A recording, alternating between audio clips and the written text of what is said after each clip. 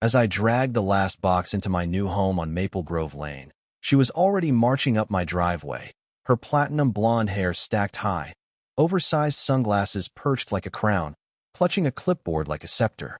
She looked like she'd stepped off a reality show set, radiating suburban tyranny.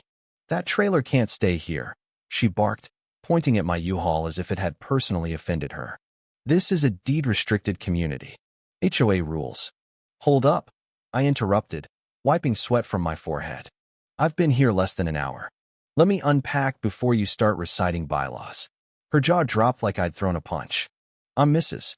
Evelyn Strathmore, president of the Maple Grove Homeowners Association, and I expect compliance, not backtalk." I gave a slow nod. "Noted. I'm Ethan Caldwell, and I expect people to knock before stepping onto my property." Her lips tightened into a line, and she scribbled furiously on her clipboard before storming off, muttering about the next meeting. Welcome to the neighborhood. I'd dealt with HOAs before, but Maple Grove's was a different breed. Over the next few weeks, violation notices flooded my mailbox. Trash cans left out 10 minutes too long, a mailbox not in the approved shade of taupe, and absurdly a wind chime on my porch deemed a visual disturbance.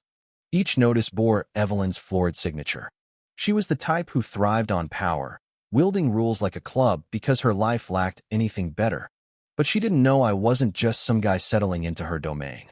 I ran a real estate firm, and I didn't just buy homes, I bought leverage. 6 years back, my company acquired a foreclosed lot with a sizable building. We renovated it and leased it out. Guess who the tenant was?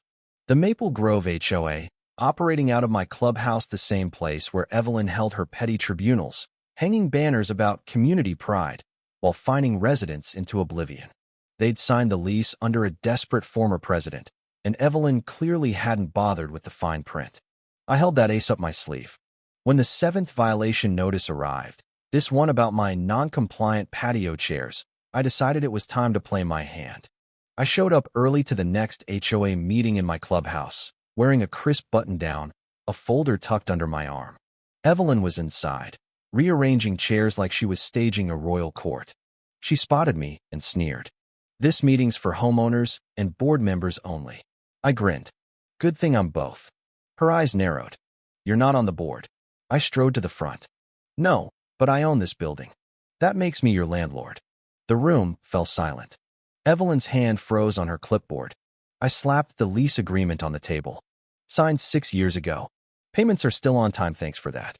This gives me the right to inspect the premises, request use of the facility, and, if I choose, terminate the lease with 30 days' notice. No cause needed." Evelyn's face drained of color.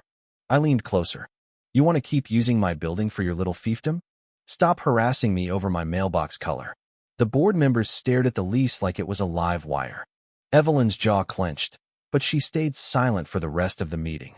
I'd planted the seed, and it was already sprouting. For a few days, the notices stopped.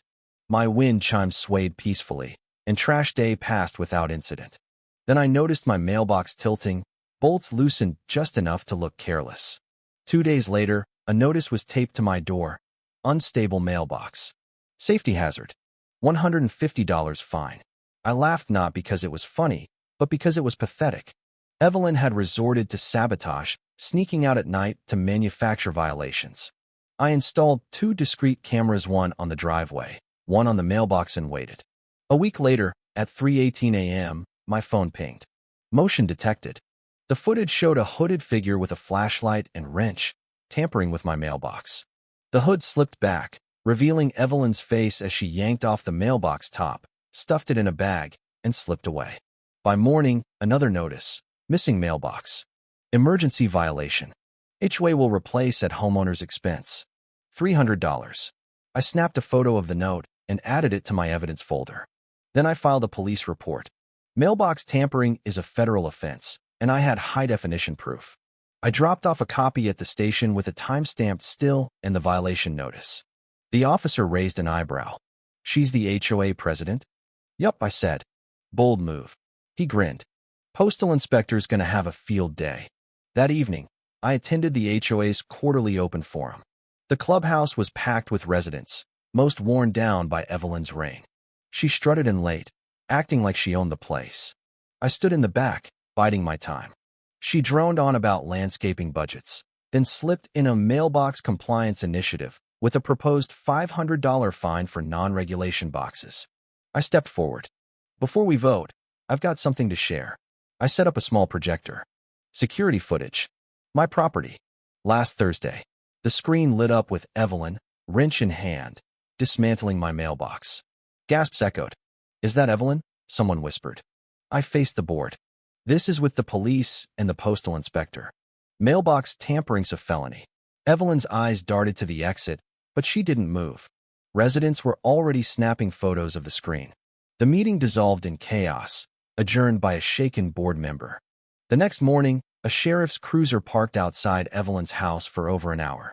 Word spread like wildfire. By the weekend, a petition for a recall election was circulating. Evelyn had enemies, and they were done staying quiet. I got thank you notes, even a six-pack from a neighbor who said, "You cracked this thing open." I didn't do it for thanks.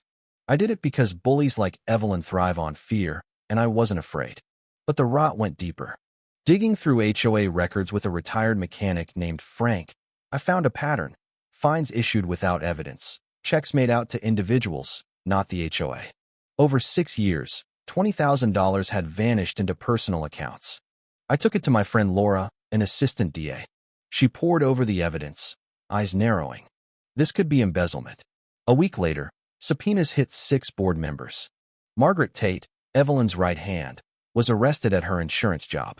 Another, Stephen, lawyered up fast. The HOA collapse said no quorum, no enforcement. I called a town meeting, not an HOA one, and invited every resident. The clubhouse overflowed. I stood up, not as a landlord, but as a neighbor. I'm not here to run your HOA, but it's not going back to what it was. A new committee, regular folks like a nurse and a carpenter, proposed dissolving the board and holding a transparent election. The crowd roared approval. I donated the clubhouse to a community trust, free and clear, with a lease rewrite ensuring democratic control. Then Laura uncovered the real scandal. A fake vendor, community enhancement group, tied to a P.O. box. Evelyn, Margaret, and Stephen had funneled $60,000 through it, billing residents for non-existent services and threatening liens to force home sales. For families had been driven out. Laura filed charges: wire fraud, mail fraud, extortion, conspiracy.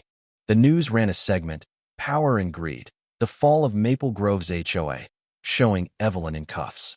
The neighborhood buzzed with shock and relief. At the next forum, the new committee laid out a charter: no fines without proof, no secret decisions. The applause shook the walls. I slipped out early. It wasn't about me anymore. The next morning, I passed bare fence posts where HOA warnings once hung. Frank was planting tulips, and a neighbor's door was now a bold green. My wind chimes sang in the breeze, untouched. Laura texted. All 6 indicted. Trial set. Restitution fund started. Justice had taken root not just because of my cameras, but because one push against a tyrant gave a community the courage to fight back.